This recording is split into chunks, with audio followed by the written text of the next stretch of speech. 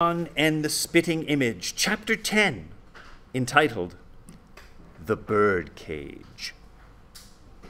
The instant Miss Hagmaier learned of Leon's radical surgery, she went straight to the phone in the teacher's lounge and called Emma Zeisel. The hotel operator answered the call after the 14th ring. Try More Towers, where we try more every day. How may I direct your call? Finally! I wish to speak with Emma Zeisel. Sorry, ma'am, said the operator. She has her do not disturb light on. She's probably sleeping. At 2:45 in the afternoon, sputtered Miss Hagmaier. Get her up at once. I'm sorry, but at once, Miss Hagmaier repeated. This is about her son. About Leon? Gasped the operator. Well, hold on, I'll patch you right through. Emma Zeisel sat bolt upright the moment she heard Miss Hagmaier's voice. Is Leon hurt? Is everything okay? Your son is not hurt, Miss Zeisel. However, everything is not okay. I believe you should come down to Principal Birdwhistle's office immediately. Emma Zeisel squinted at her watch. Her shift started at 4, which didn't give her much time. I'll be there in half an hour, she said, pulling herself up off the living room couch, which doubled as a bed. When Emma Zeisel entered Principal Birdwhistle's office, she was frothing at the mouth, or so it seemed, because toothpaste still clung to her lips. Sorry, she said breathlessly. It took ages to find a taxi. Leon was tempted to ask what country her cab driver had come from, but he knew that the Birdcage was not the place to bring up his taxi driver collection. In fact, the Birdcage didn't seem like a good place to discuss anything. Leon decided to keep his mouth shut. Oh, goodness gracious, don't apologize, Principal Birdwhistle said nervously. Can we proceed?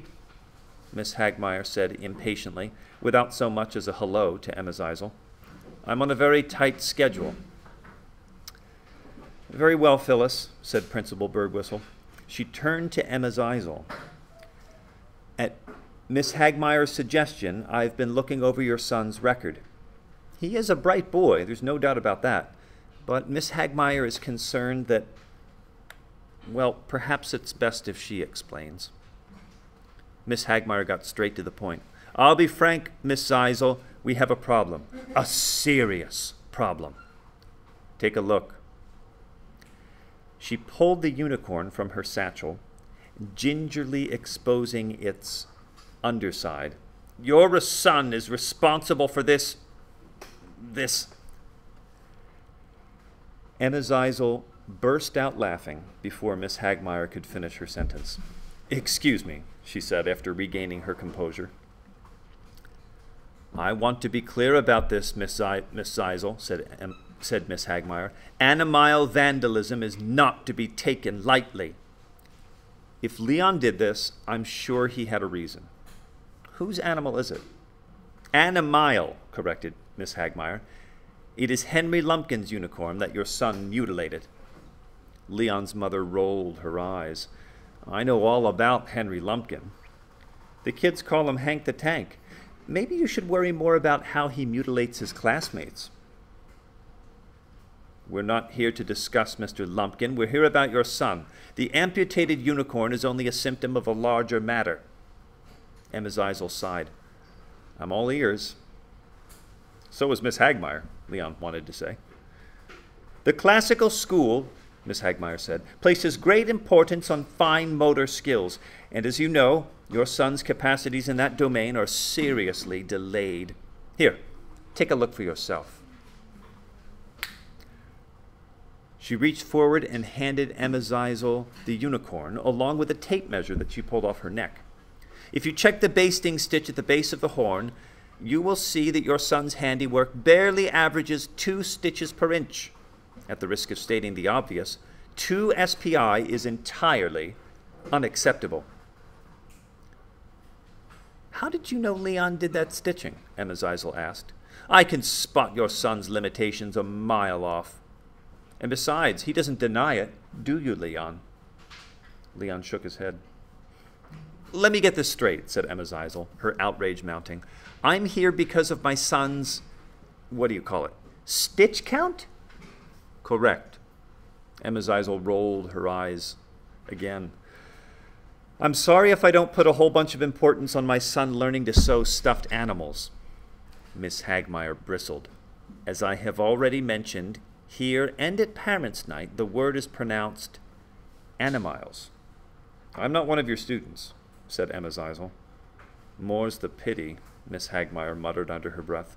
Ladies, please, Principal Birdwhistle implored. Miss Hagmaier said, I should also like to correct another misunderstanding you seem to have, Miss Zeisel. Sewing is why you send your son to classical. Whether you are aware of it or not, spool work is schoolwork. And from the very start of the year, Leon has not pushed himself. Seems to me he's been getting plenty of pushing from others, said Emma Zeisel. Principal Birdwhistle cut in again. Ladies, I beg you, we're not here to argue. We're here to see what can be done to keep Leon engaged in the business of learning. Well, I can suggest one thing, said Miss Hagmaier. He should get more sleep. Look at him, all raccoon-eyed and jittery. Maybe he's just bored, said Emma Zeisel defensively. Miss Hagmaier grimaced. I've been called a great many things, but never boring. And it's not my teaching methods that are under review, it's the quality of your son's work. Principal Birdwhistle said, I don't mean to interfere, Miss Zeisel, but your son does look a little tired. Emma Zeisel tensed. Suddenly she felt attacked from two sides. Look, I work afternoons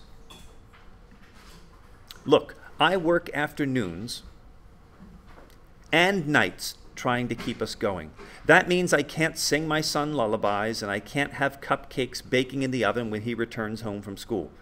Heck, I don't even have an oven, just a hot plate we barely use. She looked at her watch. Case in point, I'm expected at the reception desk in 20 minutes.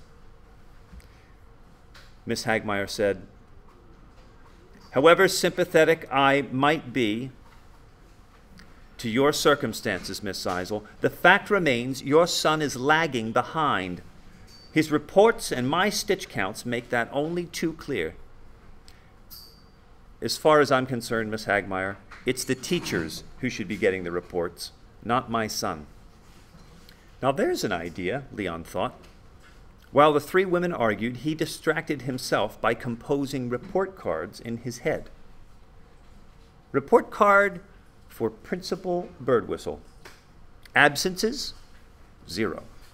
Conduct, fair. Performance, B-. Comments. A hopeless wimp.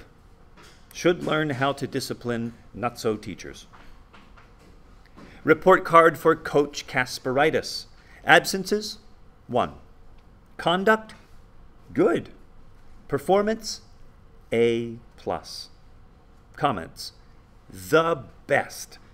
Never forces his class to do jumping jacks. Knows tons about dodgeball. Plus, he's an awesome spitter. Naturally, Leon lavished most of his mental energy on the report card for Miss Hagmaier. Absences, 0. Conduct, poor. Performance, F. Comments. Total loser. Tortures her class with sewing assignments. Weird hair, possibly fake. Mean temper. Big ears. Sells her students' schoolwork for big bucks. Ladies, please, pleaded Principal Birdwhistle. Let's try to end this meeting on a positive note. I wish that were possible, said Miss Hagmaier. But even putting aside the unicorn incident, consider this. If Leon has had so much trouble with Animals 1 and 2, how will he finish number 3, the unicorn, before the upcoming field trip to the cloisters? Is that necessary? Emma Zeisel asked. It is, Miss Hagmaier said adamantly. And taking the longer view, how will Leon handle the final project of the year, the masterpiece? How, in short, will he acquire the skills needed to enter the 5th grade? Leon's cheeks started to burn. Where was this going?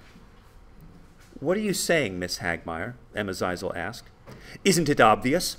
I'm saying there's a chance Leon and I may be reunited next year. Isn't that right, Principal Birdwhistle? The proposition seemed to catch the head of the school by surprise. Yes, well, that could be beneficial, I suppose. It often proves helpful for the struggling student to repeat a year. Leon broke his self-imposed silence. No way! He shouted angrily. I'm not getting flunked. Forget it. Don't worry, sweetie, said Amazizel. They're only saying it's a possibility. A very distinct possibility, Miss Hagmire muttered. Principal Birdwhistle smiled at Leon and his mother. Neither of them smiled back. We've got to go, said Amazizel, frowning at her watch. Okay then, said Principal Birdwhistle, visibly relieved to put the meeting behind her. I've made a note to myself to send you an update on Leon's progress. As mother and son were leaving, Miss Hagmire said, So long, Miss Zeisel. So long, Leon. Her words would have seemed harmless enough if she hadn't ended the goodbye with a stitching motion to clarify that what she really meant was so long.